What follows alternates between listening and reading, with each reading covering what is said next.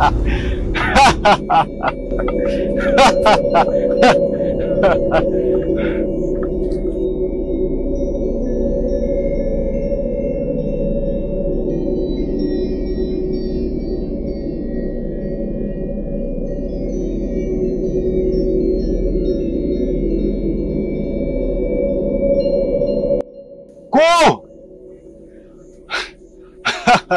Nimekuja mkuu.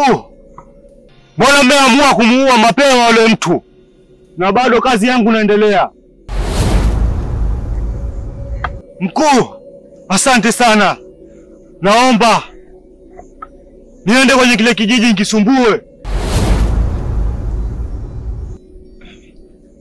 Sawa mkuu, nimekubali matatizo yenu. Ila naomba kitu kimoja. Mnitoe haya mavazi. Mniweke mavazi ya mtaani, ingie mtaani mimi mwenyewe.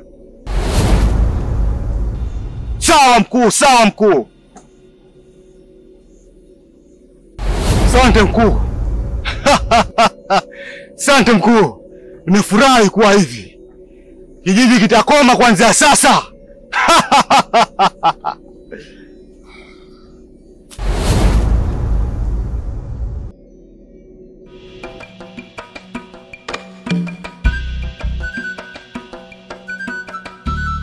Bwana ndugu yangu, nakushukuru sana bwana, tena asante sana kwa kuniokoa, kwa sababu kama ingelikuwa sio wewe ningekuwa shapoteza langu nyingi sana, ni 50. Usijali bwana. Mimi ndo kazi yangu kusaidia watu.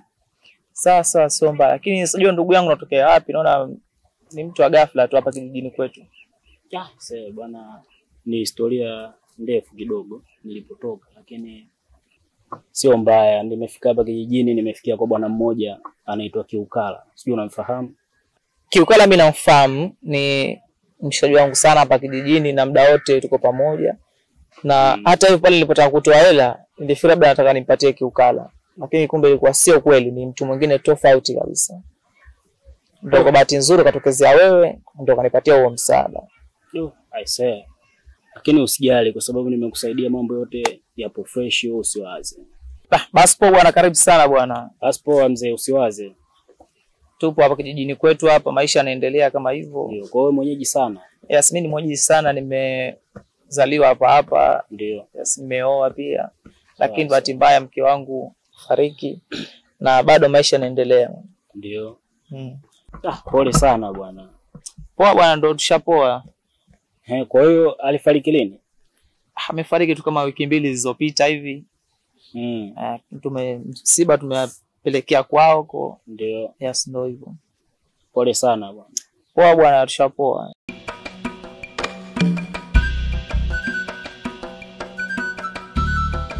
Mwenyekiti. Naam. Karibu. Habari yako bwana? Nzuri, kwema. Kwema kama sio kwema. Kwa nini useme kwema?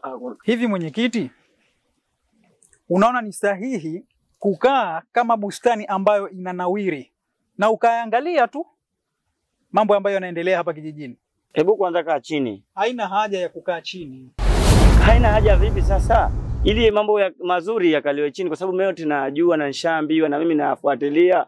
Usione kama niko kimya. Mimi sitakiwi nije na wewe na nikufuate nyinyi kwa jazba. Lazima mambo mengine tuyazungumze chini, alafu niyapeleke serikali, na hayo mambo yote yashafika serikalini. Nisikilize mwenyekiti. Tena naomba unisikilize vizuri sana. Mimi ni kijana, wewe ni mtu mzima. Sisi tumeamua kuwachagua nyinyi ili muwe msaada kwetu sisi. Ushanifahamu eh? Isiwe kwamba mambo yanafanyika kijijini mnajifanya kama hamuoni.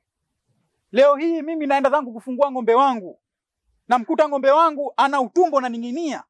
Hivi ni kweli? Ninyi mmekaa tu mnaiangalia. Kama hatujawafuata nyinyi, tuwafate nani? Wewe kwanza kaa chini. Mambo haya tutayazungumza, lakini ukizungumza kwa jazba hatutokwenda mbele. Lazima ukae chini. Mimi siwezi kukaa chini hata siku moja. Sasa kwa nini usikae chini wewe? Mimi siwezi kukaa chini hata siku moja. Huna cha kunishawishi. Kwa vile unajiona huna mifugo, mke wako kasafiri, umekaa unaenjoy. Unaona raha tu. Mimi nitakachokifanya mwenyekiti, sitorudi tena hapa. Mimi nasema hapa sitorudi tena. Usiondoke, hebu ngoja.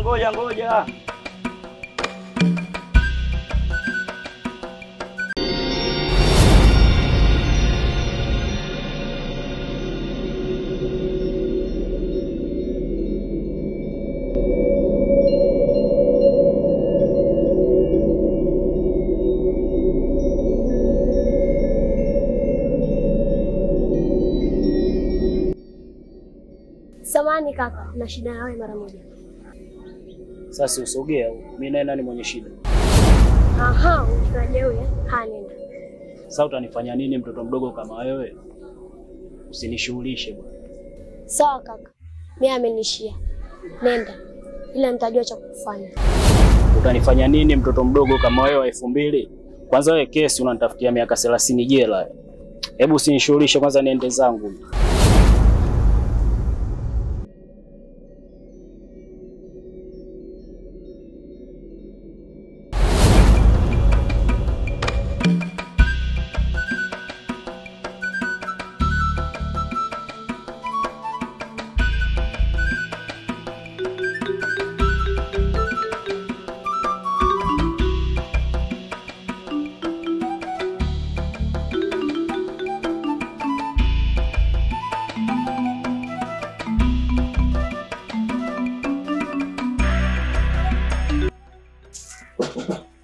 Haya, subiri nazungumza na mtu kidogo maana kuna ugeni umeingia hapa.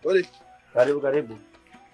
Salamu alaykum. Wa alaykum salaam Piali. Safi kwema? Kwema, karibu. Okay, asante. Karibu tukae maana sasa hivi mlango kidogo umejifunga kidogo na hapo nimeacha ndani. Kabidi tukae tu. Hamna tatizo.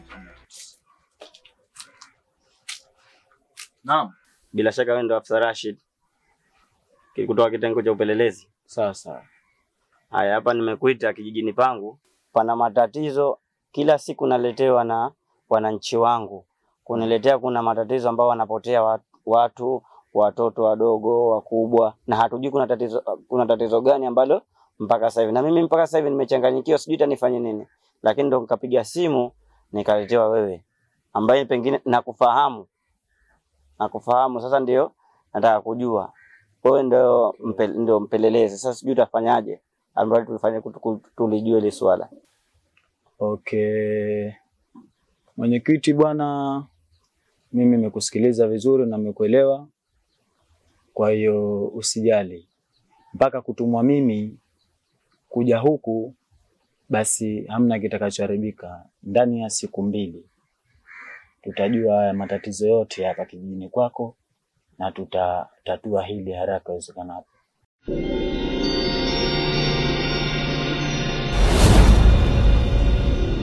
Katika wito wenu. Asante sana kijana. Sasa basi tunakuagiza kijijini. Tunataka uende ukasababishe kwa sababu una afisa wa polisi ameletwa kwa ajili ya kupeleleza kijiji. Tunataka tukamtia adabu. Sawa Kurungwa, nimekueleweni. Wewe hasa ni mtoto mdogo tu kwangu. Kazi nitaifanikisha. Safi sana kijana. Ndio maana nimekuteua ukaifanye kazi. Hongera sana. Na ukifanikiwa kuna zawadi nono tutakupatia. Sawa mkuu. Hakikisha hakuna chochote kitakachokuzuia kuweza kufanya kazi. Unaweza kwenda. Sawa mkuu. Kwa hiyo bwana, usijali mheshimiwa mwenyekiti. Mimi hilo jambo nitalimaliza, wala sitotai mtu mwingine mpaka kutumwa mimi. Basi na uwezo na upeo mkubwa wa kufuatilia jambo ndani ya siku 1 tu. Nitakuja kwa njia yoyote, lakini nakuhakikishia haya mambo yatapotea katika kijiji hichi na kutakuwa salama. Kwa hiyo usiwe na hofu kuhusu hilo. Kuna shida nyingine inajitokeza baada hiyo? Shida haipo. Kwanza nashukuru kwa kuja nikakueleza na ukanipa moyo kwa wananchi wangu kuniletea matatizo, ukanisaidia. Ila naomba jitahidi sana tena sana na wewe usije ukaja ukapotea. Hamna tatizo mheshimiwa mwenyekiti. Mimi nimekuelewa na kama nilivyokuambia, sisi tunakuwa tufanye kazi mara 2. Hii kazi mazali umeshaifikisha serikalini, tutaifanyia kazi na nakuahidi kama uchawi utajulikana na kama vijana tu wahuni au kuna mambo yoyote yanaendelea katika kijiji hichi yatajulikana ndani ya siku 1 mpaka kutumwa mimi ndani ya siku hii. Nikianza kazi mimi siku hiyo ikiwa asubuhi ikiwa usiku mimi nitakupa jibu na tutajua tatizo linalosumbua hapa katika hichi kijiji chako ni kitu gani. Asante sana mheshimiwa, nashukuru na kutakia majukumu mema na kazi njema. Hamna tatizo.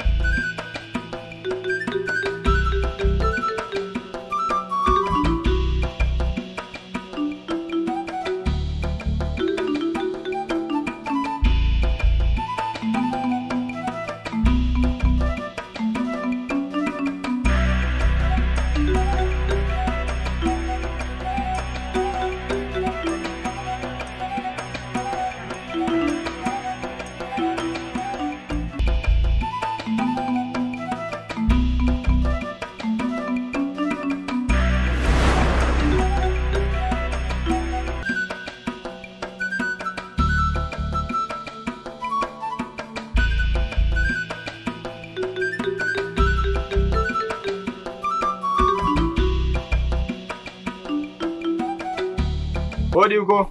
Karibu. Habari? Nzuri. Salama? Salama, vipi hali? Safi. Karibu kaka. Pole sana na kazi dadangu. Asante kaka. Okay. Usiogope. Mimi ni afisa usalama. Nimekuja kupeleleza hapa katika hichi kijiji. Nimeambiwa kuna matatizo sasa nilikuwa nataka nikuulize tu nitakujua je, hichi kitu ni kweli kabla sianza huo upelelezi wangu. Kwa hiyo nimeanza na wewe hapa. Samani ya ofisa. Jambo gani hilo labda unataka kulijua wewe? Juzi nilipigwa simu na mwenyekiti na nikaja mpaka kwa mwenyekiti akanambia kuwa hapa kijijini kuna mambo kidogo haeleweki, kwamba kuna vitisho, watoto wanapotea ovyo. Sasa nilikuwa nataka nipate uhakika kwanza kwa wanakijiji wenyewe. Je, yanatokezea hao mambo ili tufanye kazi yetu ile tuleta sisi? Ni kweli afisa. Hilo jambo hapa kijijini lipo. Linatokezea sana. Watoto kweli wanapotea. Vituko vya ajabu kweli vipo. Hili jambo mwenyekiti pia tumemfikishia. Lakini hajatupa mrejesho wowote ule mpaka sasa hivi.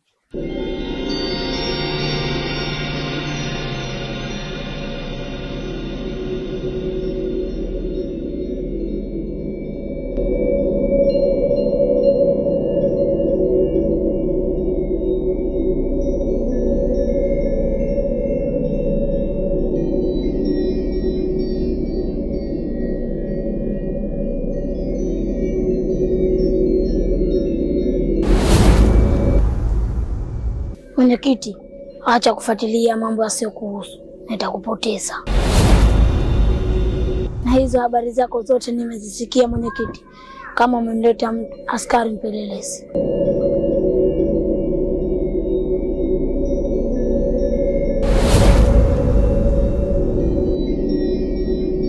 Niseme tu kwamba jana nilikuwa shambani pia. Nalima ghafla nikaona mkono, kiganja cha mkono. Kwa kweli sijui hata tunafanya nini kwenye kijiji chetu. Maana mwenyekiti ndio hivyo tushamwambia, hamna lolote alilo support. Sasa sijui anafikiria vipi huko. Pole sana dadangu. Kumbe haya mambo yapo kweli. Sasa asante kwanza kwa ushirikiano wako kwa kunieleza hilo jambo. Nishapata uthibitisho kwa watu wawili nadhani mpaka watatu kwamba mambo kumbe kweli yapo. Kwa hiyo msijali, mimi nishapewa taarifa na kazi ndio kama unavyoniona hivi na ianze. Kwa hamna tatizo. Naahidi kwa mambo yataondoka hapa katika hichi kijiji.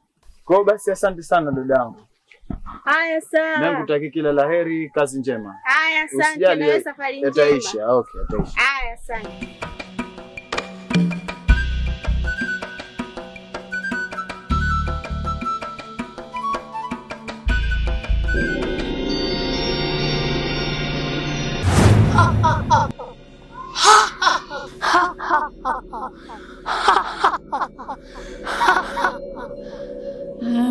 Mpelelezi.